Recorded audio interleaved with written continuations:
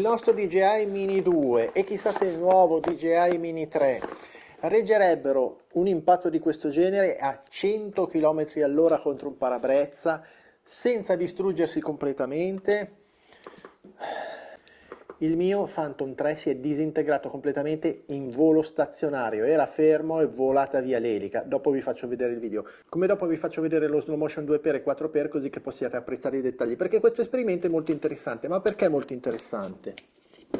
In Virginia la FAA, che è la Federal Aviation Administration, prima vietava i sorvoli dei droni in aree abitate per paura che gli impatti contro le macchine potessero creare delle situazioni di pericolo. Per cui se un operatore doveva fare delle ispezioni in due case adiacenti, che erano separate soltanto da una strada, cosa doveva fare? Ispezione a terra, prende il drone, va a piedi e rifà l'ispezione dall'altra parte.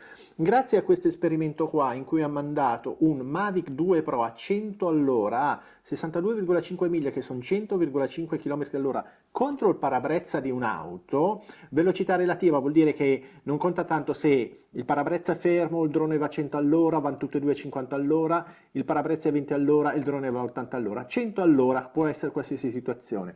Notare che questo ha un paracadute e il paracadute, questo è il paracadute.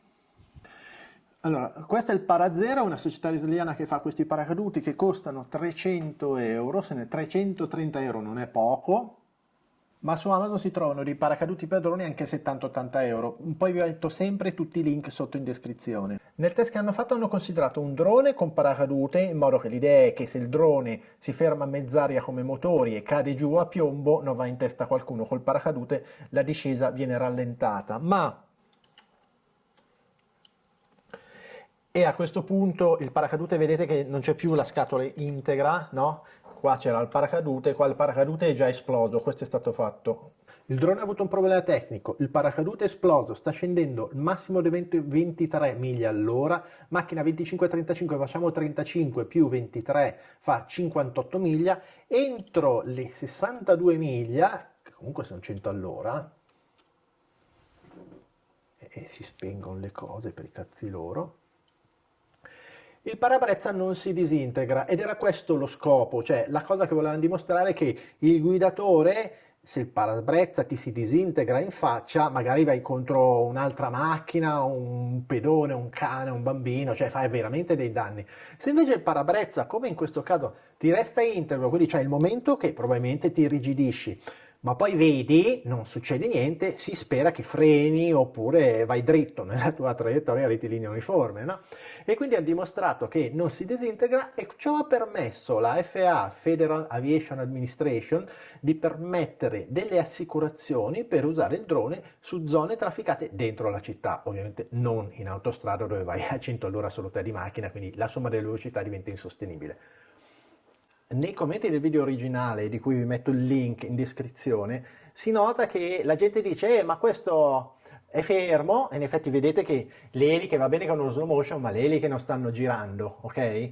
Ma perché? Perché il drone è lanciato da questo rullo trasportatore. La macchina, la Toyota Camry, che è era una macchina rotta, cioè queste sono due università che si sono messe insieme e stanno facendo una serie di test per la sicurezza dei droni quando in situazioni inaspettate tipo cadono in testa alla gente, vanno addosso alle macchine. È chiaro che non è Jeff Bezos, no, non è che si compra le macchine nuove per fare i test, non è Elon Musk che mette il suo Cybertruck per vedere il vetro che si rompe. Hanno preso una Toyota Camry semidistrutta, la parte davanti era integra, ci ha messo il parabrezza nuovo perfetto e hanno fatto questo test. E secondo me ha senso, cioè che cosa volevi provare mettendo una macchina sulla strada davvero, il drone davvero che fra l'altro deve scendere dal cielo, lo devi fare... È un'assurdità. Quindi questo sì, è un rullo trasportatore, hanno fatto in modo di fare arrivare il drone esattamente a 100 all'ora, a velocità crescente, e fra l'altro hanno visto che a velocità fino a 62 miglia il parabrezza non si disintegra e da 25 a 62 sul parabrezza addirittura restano solo dei pezzi di plastica e di gomma perché il drone ovviamente ci striscia contro. E questo è fra l'altro un Mavic 2 Pro che pesa 907 grammi, praticamente 7 grammi va oltre la C1, assurdità.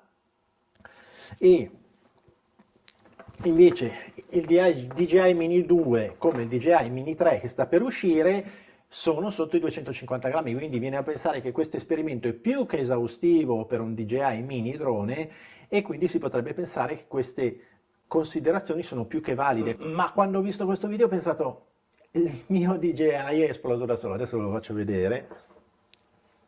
Questo è il video che ho fatto prima di vendere il mio Phantom 3, perché l'ho venduto a un inglese per evitare la famosa truffa inglese. Ho dovuto fare un video in cui si vedesse che era tutto perfetto, e in effetti è un drone che non ha fatto 50 ore di volo, quindi ha fatto veramente pochissimo. E guardate com'era tenuto, era perfetto, nuovo, meraviglioso, e addirittura mi faceva senso che le batterie, forse dopo lo faccio vedere, le batterie erano ancora tipo al 97%, cioè è veramente incredibile. Fra l'altro una compatibile. Allora, la DJI non era neanche gonfia dopo 3 anni, quella lì un pelino sì, però andavano comunque tutte e due benissimo. Ok, tutto perfetto? Adesso guardiamo cosa è successo. Sempre per dimostrare al mio acquirente inglese che era tutto perfetto, ho fatto un volo in attimoda a 50, 20, 50 cm da terra, e qua si vede io che sto registrando, quindi la camera funziona, il drone registra, vola tutto perfettamente, no? Per evitare appunto la truffa inglese. A questo punto io sono sereno, nel senso l'ho fatto volare 1, 2, 3 minuti, ho detto faccio un video. E fra l'altro la sfiga, non so, la sfiga è che si è spaccato, ma la sfiga vuole che a un certo punto io stoppo la registrazione, no? Quando vedo che va tutto bene, l'ho fatto atterrare, vedete che io ho fatto qua, e dai, ho fatto un atterraggio normale, viene giù, ferma, stoppo la registrazione, e cosa succede? Questa è la ripresa soggettiva del Phantom 3 nel momento in cui atterra. Adesso vedrete che io mi sposto verso qua, avevo il cavalletto per la camera, spengo la camera. Si spengono per i cazzi loro, mi fanno bestialire. A questo punto che cosa succede? Il drone è per terra, ok, vibra un po', si agita.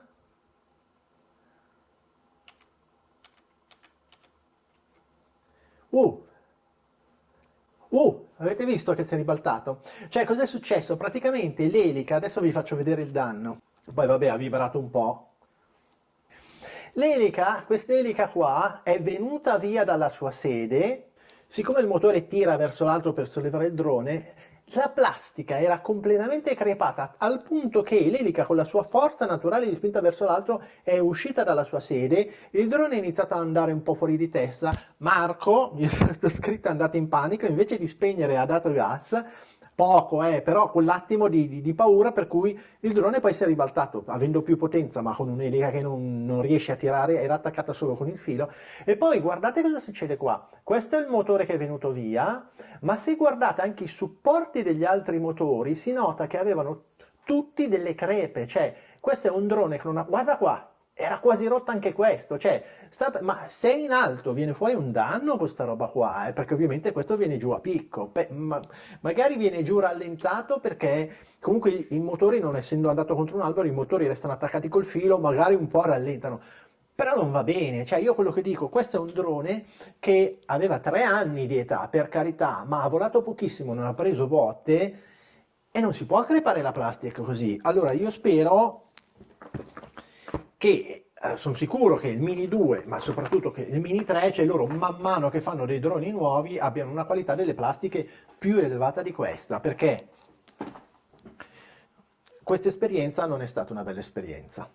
No, non è stata per niente una bella esperienza. Per fortuna l'acquirente inglese in realtà era una persona molto onesta e preparata, era un ingegnere elettronico, il quale mi ha detto mandamelo uguale, ovviamente gliel'ho fatto pagare niente, cioè molto di meno. Lui ha preso una shell, un guscio, e nel guscio ha rimesso tutti i componenti, siccome si è ribaltato a 20 cm era tutto perfetto. Quindi adesso uscirà il Mini 3, adesso che uscirà il Mini 3 lo prenderò. Però la speranza è che la qualità dei droni DJI sia tale per cui queste cose non succedano più a nessuno.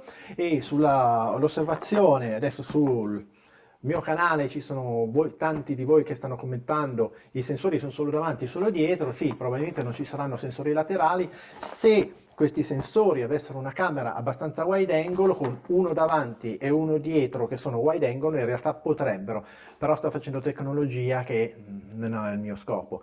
È chiaro che il 3 lo prendo, ma lo Skydio è una bella alternativa, è un'alternativa costosa, perché sapete che a me mandano tutti i giorni la pubblicità, forse non ne vendono tanti, che costa 1000 euro, te lo vendono a 1000 euro, ma in realtà è 1000 euro senza il beacon, quindi il beacon è quell'affare che ti manda metti in tasca e manda la posizione precisa. È l'unica modalità perché questi oggetti qua ti seguono con precisione, perché la camerina che io adesso sto usando, tipo qua, per fare il face tracking, ogni tanto questo OM iSteady 2, fra l'altro come attrezzature, questo OM iSteady 2 con un iPhone, allora, tu sei un DJI Pocket 2, molto meglio del Pocket 1 che adesso vendo perché anche in modalità cinema, cine-like, anche in modalità cine-like i colori sono meno belli, il fuoco meno affidabile, c'è tutta una serie di cose. Il Pocket 2 c'ha lo zoom, quindi molto interessante, più wide angle già naturalmente, in più c'ha lo zoom, quindi è perfetto. Adesso vi faccio vedere invece. Allora, dietro c'è Noemi che sta studiando, guarda che brava. Non fai ciao? Ciao! Mentre questo è OM iSteady V2 che con questa camerina qua, no? Questa camerina qua ti fa il face tracking, per cui io se mi muovo lui mi segue. Molto figo, però vabbè io lo taglio, ma ogni tanto si spegne, quindi queste cose automatiche, no? Adesso mi segue. Queste cose automatiche sono automatiche, in realtà questa è tecnologia consumer, quindi non è che ci possiamo fidare più di tanto. Io nei miei video provo tutti questi device con tecnologie innovative, ma vi dico anche quando ci sono dei problemi. Se vi è piaciuto il video lasciatemi un like o iscrivetevi o fate iscrivere i vostri amici perché l'obiettivo di questo canale è essere in tanti per farci fare gli sconti dai produttori e poi arrivare a un certo punto in cui i produttori oltre a darti il device nuovo ti dicono fammi un bel video e io dico devo fare un'uscita in moto d'acqua, con le moto da neve, sugli sci, con tutti i miei amici, dammi almeno 500 euro di rimborso spese e vi porto tutti in giro con me. Fra l'altro, tutti quelli che commentano e mi dicono, per esempio in questo caso, quali di questi due microfoni funziona meglio? Abbiamo l'Instamic, e l'Instamic è una certezza, e abbiamo il Sony TX800. Il Sony TX800 ho fatto varie prove, guardate anche le altre, non sono così convinto. È un device veramente comodo, anche più comodo dell'Instamic perché ha i bottoncini qua davanti che sono molto intuitivi, mentre l'Instamic è un po' un casino da gestire come interfaccia, troppo minimalistica secondo me, quindi vorrei capire se questo funziona bene. Adesso ho perso il magnetino, vabbè. E quindi se mi date un feedback riusciamo a capire se TX800 è una valida alternativa all'Instamic. L'Instamic 180 euro, TX800 con 180 lo trovi usato, ne compri due, e anche il telecomandino che non ho qua. Però insomma è un bel device, mi piacerebbe capire se funziona bene. Vi lascio al replay con lo slow motion. Vi lascio al replay con lo slow motion 2x e 4x così si vede bene.